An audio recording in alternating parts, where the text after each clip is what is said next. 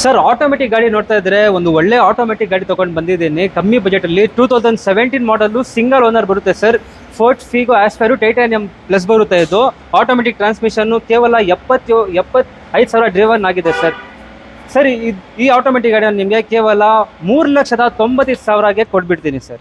Sir diesel ಅಲ್ಲಿ ಕೂಡ ಗಾಡಿ ನೋಡ್ತಾ ಇದ್ರೆ 2013 ಮಾಡಲು ಡೀಸೆಲ್ ಮ್ಯಾನ್ಯುಯಲ್ ತಗೊಂಡು ಬಂದಿದ್ದೀನಿ ಸರ್. 20+ ವರೆಗೂ ಮೈಲೇಜ್ ಬರುತ್ತೆ ಹಾಗೂ ನಿಮಗೆ ಪ್ರೀಮಿಯಂ ಫೀಲೂ ಬರುತ್ತೆ ಸರ್ ಈ ಗಾಡಿಯಲ್ಲಿ.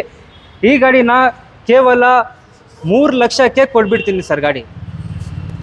ಹಾಗೂ ಆಟೋಮೆಟಿಕಲ್ಲಿ ಗಾಡಿ ನೋಡ್ತಾ ಇದ್ರೆ ಫೋಕ್ಸ್ ವ್ಯಾಗನಲ್ಲಿ ಹೈಲೈನ್ ಪ್ಲಸ್ ತಗೊಂಡು ಬಂದಿದ್ದೀನಿ.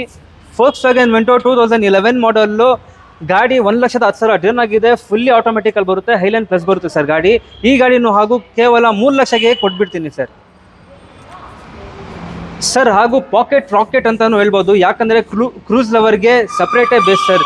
ಇದು ಕೂಡ ಅಷ್ಟೇ 2011 ಮಾಡಲ್ಲು ಡೀಸೆಲ್ ಆಟೋಮೆಟಿಕ್ಕು ಗಾಡಿ 75,000 ಡ್ರೈವನ್ ಆಗಿದೆ. ವಿತ್ ಸನ್ರೂಫ್ ಬರುತ್ತೆ, ಆಟೋ ಟ್ರಾನ್ಸ್ಮಿಷನ್ ಗಾಡಿ ಬರುತ್ತೆ ಸರ್ ಇದು.